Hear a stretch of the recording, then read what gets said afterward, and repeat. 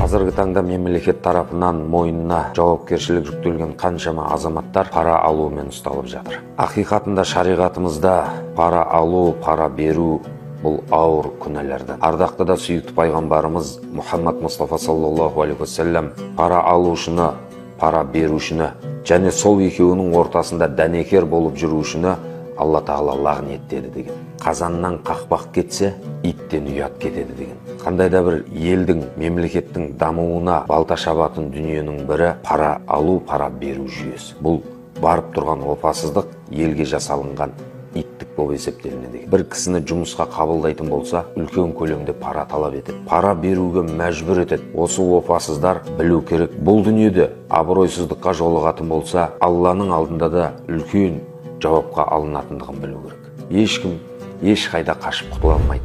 Әркім қылса өзіне өзінікін алады.